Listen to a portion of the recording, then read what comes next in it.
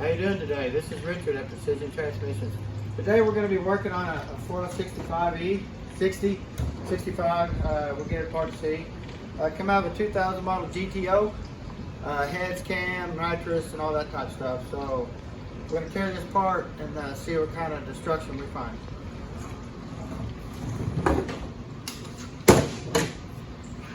Anytime you take these bolts here out, this takes a special bit to change it, to get this bolt out right here.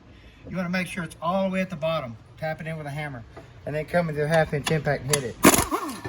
Because if you ever strip one of these bolts out right here and try to get it loose in here, you're going to beat it to death with a chisel and a hammer trying to get it out. But it will come out. But it's really terrible. Might save you some time. Now, this did have a 3000 stall in it.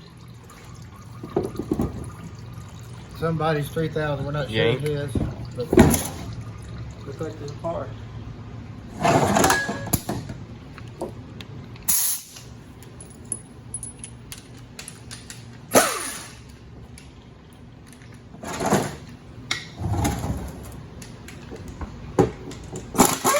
This thing did not move. Neutral. Well, actually, when you started it, it would lock itself down in every gear. So you would have to turn the car off to even get it to move. You see our speed sensor on the side on the GTO?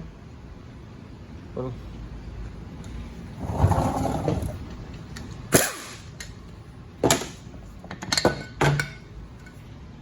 you can just see the metal in here. It's just embedded.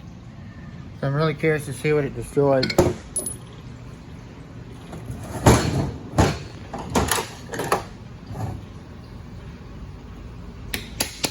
It does have a softer tire on the back. I can't tell if it's a drag radial or not, but it does have an aftermarket tire. And he's probably spraying 150 shots, 200 shot of nitrous on it, I'm sure. It does have an aftermarket shift key in it. That's the only time you're going to see this spacer. When we put our wide band in here, we cannot put this in there because there's just not enough clearance for it. Now it does have a Corvette servo in it. Everybody says, Corvette servo. They are great, but they have wear issues. So even though you rebuild your tranny, it's got a Corvette servo in it, you want to make sure this shaft don't wobble in this hole right here. And see, this one here is starting to wobble. So you want to replace it anyway. Even though it's a Corvette servo, put a new one in it.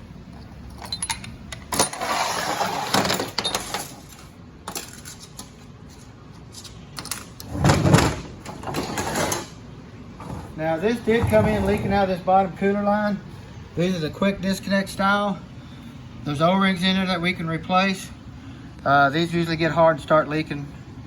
There's a little cover, when you get it clipped in there, there's a little cover that slides over and holds that snap ring in. You always want to put it back on. If you don't, you need to put a tie strap around it or something to hold that clip in, because they can still blow out, even though the clip's in there. Now this does have the big shaft. It's your lock-up O-ring here. Now they did start putting seal retainers on them to hold the front seal in, right here.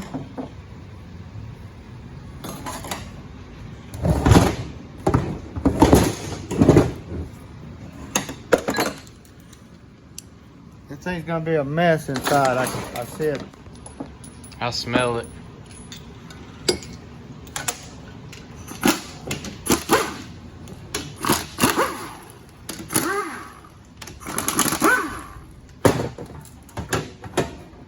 Oh wow. You can see all the metal in the pan.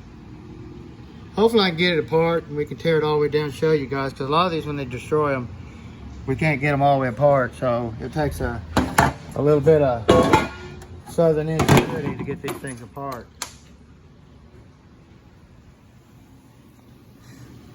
We got a couple chunks in there. And you can see the gear train just falling out the back of it right here. Oh, But that oil coming out of the filter. So, now look on the back. There's some more. It's gonna be really messed up. So, we actually save all of our oil and burn it through our clean burn heating system that It's really clean, burns, doesn't smoke out of the stack when it starts or anything like that. It's a really nice system.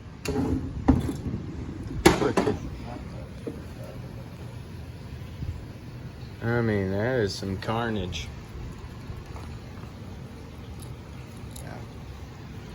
Now we got your PWM solenoid here. We'll still use it, hook it up, but we will block the system where it's an on and off system, being that this is a race car. Actually, we do all of them that way, whether it's a race car or not. Now this is a later model, has a later model EPC solenoid.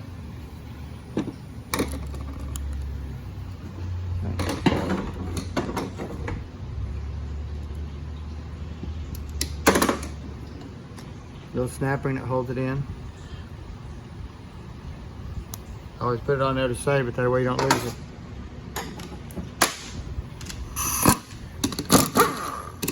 Now this here physically is the lockup solenoid right here that actually locks the converter up.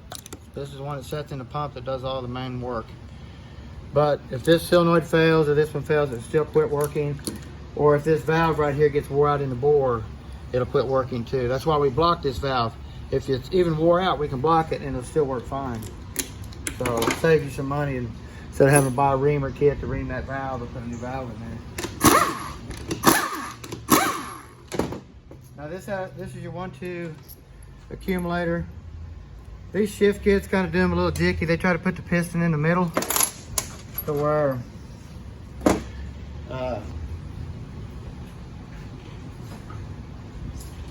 it kind of gives it a soft downshift too. Well, in a race car, we don't really care about the soft downshift. We don't care about a soft upshift really, but what they do is they put this piston in the middle. Well, this one here, they didn't even do it right. Oh yeah, they did, excuse me. What they do is they put a spring on the bottom and the top like this so they can work this piston either direction. Well, when we block it down like this, it's gonna only work in one direction. It's gonna be solid on this side. So, but we're gonna be adjusting the piston coming this direction.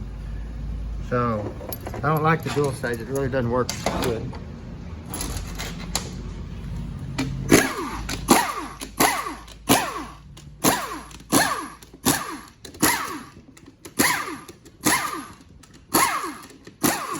I think I'm seeing real clutch springs and stuff. Oh my gosh, yeah. I was looking down on it. Now this here is your pressure manifold switch. See if I can get my little hammer. Sorry. This is the later version. It's got a sealed body where metal can't get down into the wiring and stuff of it. But there's actually little pillows in here. It's kind of dirty. I'm going to try to do maybe a cleanup video on this train where you can see everything. But when the fluid touches these pillows, it tells the computer that the tranny made the shift. So I can go on to the next one.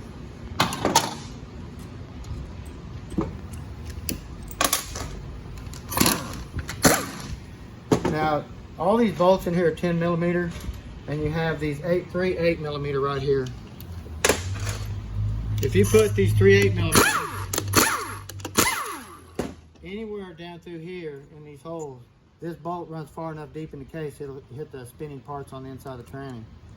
It's only that much difference, but you better put them in the right spot. And there's only 3 of them, kind of a little L shape, right here on the bottom.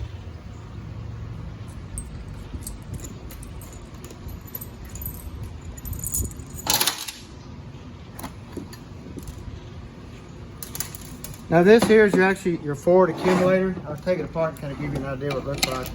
It's the same thing as this accumulator here, but they put one in here to soften the engagement. So when you put in drive, this piston right here will compress this spring and soften your engagement when you put it in gear. That way it's not a bang bang going. They actually did it in 2 places. They did it here, and they did it in the drum that the clutches go in. So I'll show you there in a minute too. Now this is the valve. It's pretty dirty, you can't see in there, but this is the valve that we'll be blocking right here, where it's just an on and off system. Any race car converter. Now if you have a triple disc 4L60E converter, if you block this valve, it's going to be so firm you're going to unblock it. Then you need to make sure the valve assembly is good. But if it's a stock converter, single clutch, block this valve and it'll work really nice. You'll like it. your shift solenoids, A and B. Now, this here's your 3-2 downshift solenoid. When you hit passing gear, this solenoid will create the downshift for you. So if this sets code, it'll make it not shift, go into limp modes and all kinds of stuff.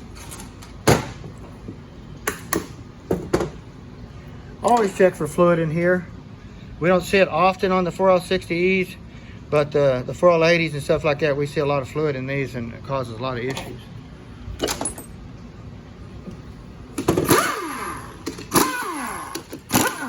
Now, this is your #1 killer of your 3/4 clutch. This ball right here will beat so hard on this plate, and it'll get stuck in this bore right here. And when it gets stuck in that bore, it won't feed that circuit enough, and it'll burn the 3/4 clutch right out of it. So you always want to go back and drill this hole right here, so it takes some relief off this ball beating on this plate. But we always go back with a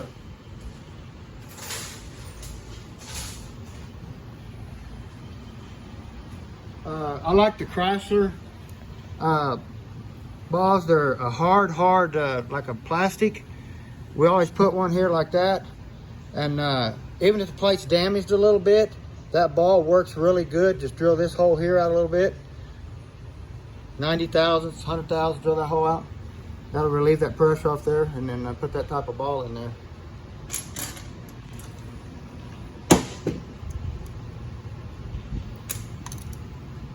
Now, your overhaul kit will come with 2 different gaskets. It'll come with a round hole, round hole, round hole, square hole. If you look at them, both of them, your upper will have a valve body, VB. This one here has a sealed case. So you'll have 2 sets of gaskets in here. You just look at them, but you need to make sure round hole, square hole. If you put a round hole, you messed up. And make sure it says VB for the top, CA for the case on the bottom.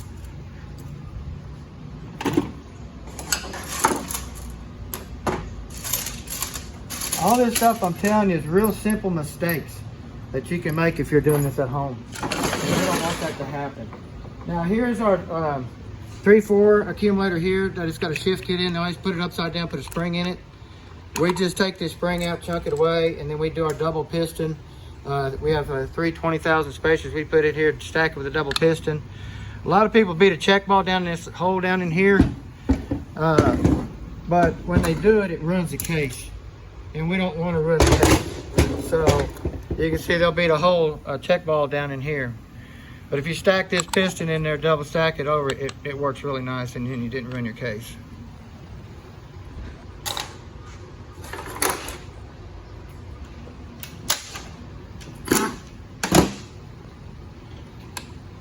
This is your shifter linkage rod. It moves your shifter back and forth, your rooster cone.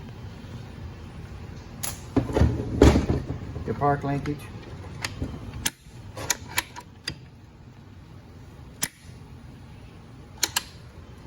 Always turn it, get it locked in park. That way you can get down here and get to these 2 bolts. Lock in park, this will move over far enough like that, you can get to that bolt now. But if you don't lock it in park, it'll try to cover it where you can't really get it over far enough.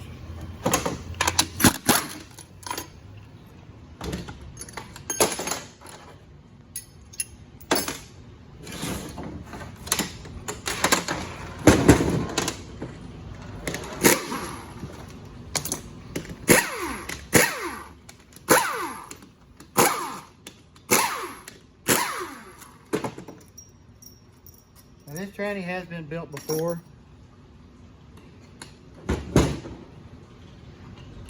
Let me get this top out.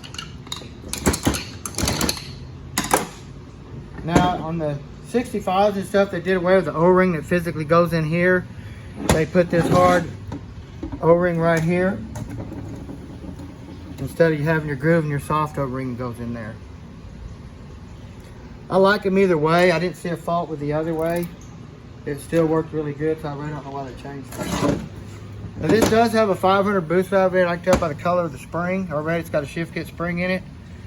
But we're going to take it apart, look at the body, make sure everything looks good. The valve ain't wore out.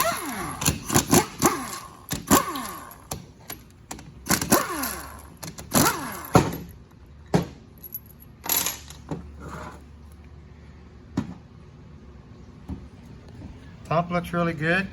You see just a little shadow, but nothing you can feel. Looks really nice. You can see that orange spring I was talking about. Now you can identify these things too. Let me get my tool to take that out.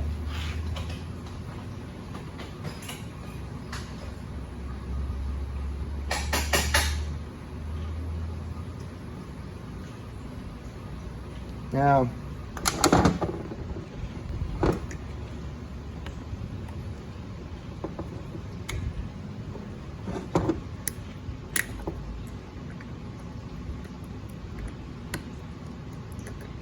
get it out.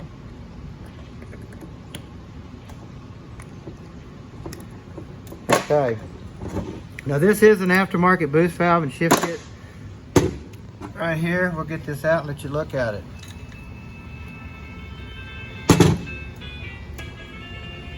Sorry about the phone.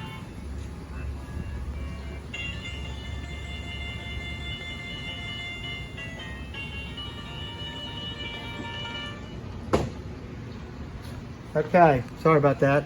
But how you can identify them is the spring, the color, and stuff like that. The stock spring will be different color, a little bit weaker looking spring. But when you get in here on this boost valve, got a lot of metal in here. Now if you look at the two, this is a stock one here. You can see the ribs right here on this thing. They have make a 2, a 3, a 4. But these boost valves are programmed into the computer. The computer's programmed to this boost valve. So if you change boost valves, you don't have to change the programming, but it does bump the pressure up more and stuff like that. Now look how much bigger than the two. The bigger the boost valve, the more higher pressure. But they have it programmed and the way the ramp is and stuff like that. So that's what that looks like. We do have a 13 Vane pump. Still looks pretty nice. We'll replace all the innards on this. We have kits that we use that we just replace it all. We want a really nice pump when we put them in our units. So.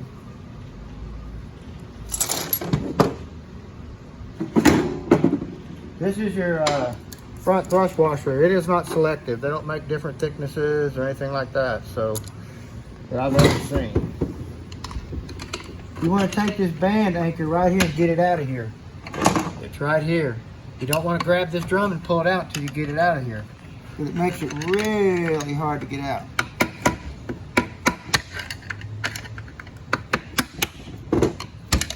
Just like that.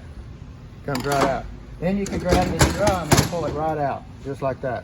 With that in there, that band will grab this lip right here and you just can't pull it out. Now this does have a stock band. This is our wide band that we're going to be putting in here. You can see the difference in the size. I mean, it just covers the drum so much better compared to your little stock band. So,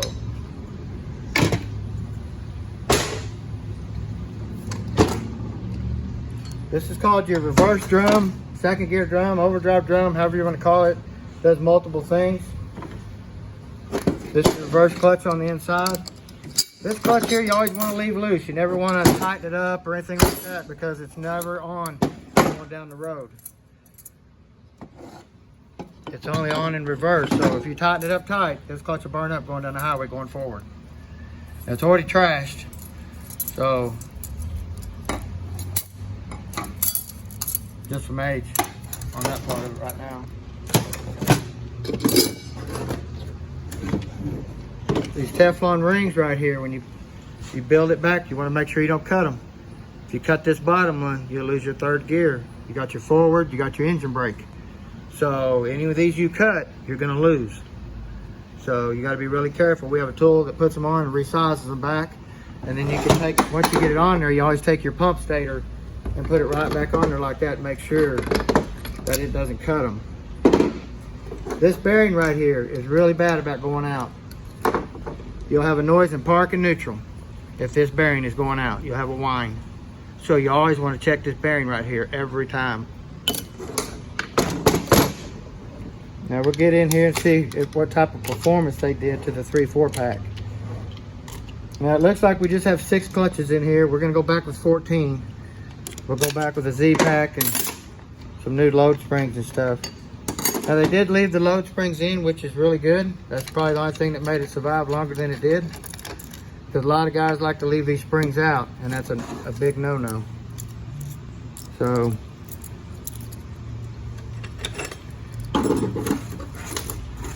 this here is what your standard 6 clutch looks like. It's factory. This is our Z-pack we're going to be putting in it. It's a 14 clutch kit. Back with our load springs. Works really nice. Now, if you leave these load springs out, what happens is this clutch will come on before your band can get off. And the band is so much bigger that this clutch here will always lose. So you always want to put these load springs back in there and slow this clutch down from coming on and give that band time to come off. Now, when we put our wide band in here, it's the same way. We put more surface area, so we need even more time for that band to come off. So you always want to have really nice load springs.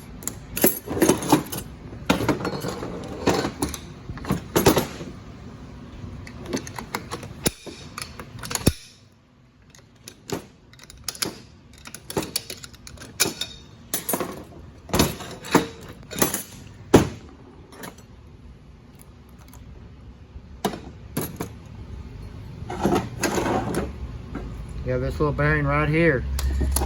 You have this seal right here. This seal, this is your loop circuit right here. See that hole? This seal right here seals it to this shaft right here. And then your lube oil goes down that hole and lubricates everything in the back of the tranny.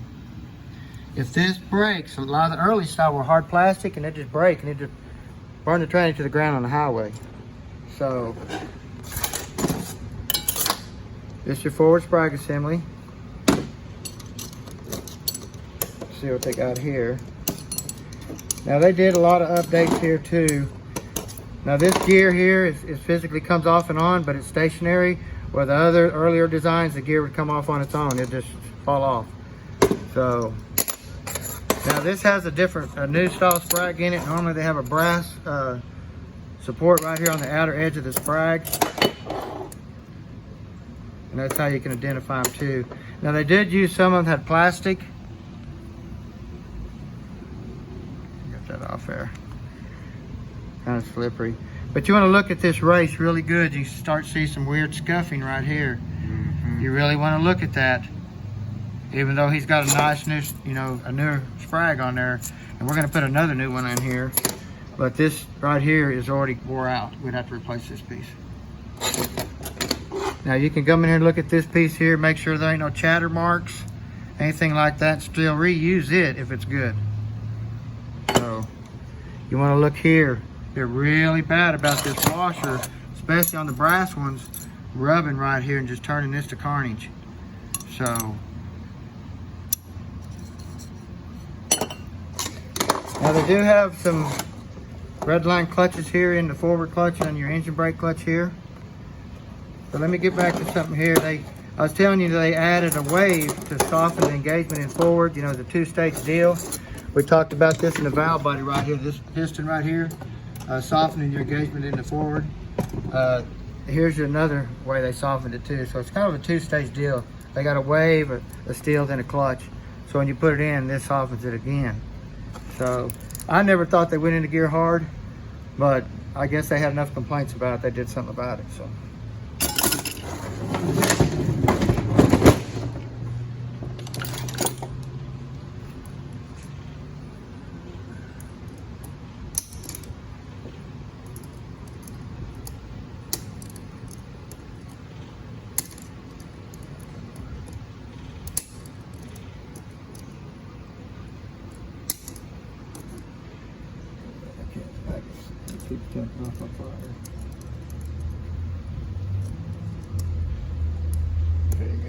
There we go. Bang. The kit will come with a new one. Some of them are painted yellow to mark them. Some of them are plain Jane. It's hard to tell. Now we did notice the GTOs will come out with a 5-pinion plant instead of a 4. Cadillac Escalades will do the same thing. So they did come out with the roller bearing hub here. They even come out with a bigger bearing here. So, but you got your 5-pinion planets, check for a lot of wear here and on your thrust washers and stuff like that. So,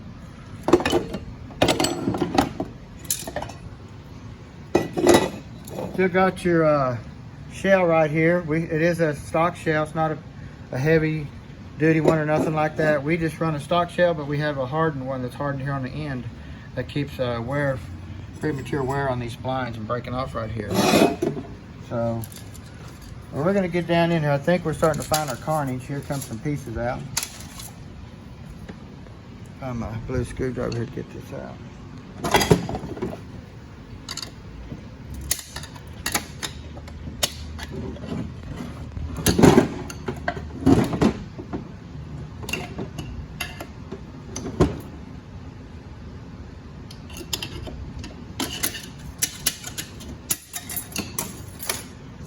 I'll be surprised if that comes out.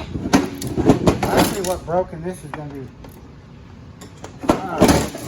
Hey. Really? It's going to save me. But I hope they didn't get the planet. I think it just got the center support. So, got your shaft with your speed armor gear on it. A reluctor wheel. Oh my gosh. Uh-oh. Okay, we got severe carnage now. It actually, I was hoping it didn't do something crazy, but it actually wiped out the case right here. You can see where it melted the aluminum, busted all this out right here. The piston's coming out crooked. Sorry about the video or the phone again, but you can see here where it just blew it all out. Now, what we got here is the Sprog assembly right here just blew plumb up. There ain't no rollers left in here, where here's one here that has rollers still left in it and stuff like that in your race. Well, this here is just totally gone. We'll get these clutches out of the way. You can see all the pieces like that. So, what's crazy, the gear didn't run over any pieces of that, which is shocking. We're gonna really get in here and inspect this stuff really good, because this is a chunk of money if he has to buy it again. So we'll look at that really good. You can see down in here where this bearing went out right here and spun the case bushing back here in the back of the case, just wiped it out. And normally there'd be another race right here that'd be on this side of this bearing that's made to this bearing, but it's welded itself too right here. Yeah, it so is. You can see it. It's up. So, unfortunately, it's gonna need a whole new case.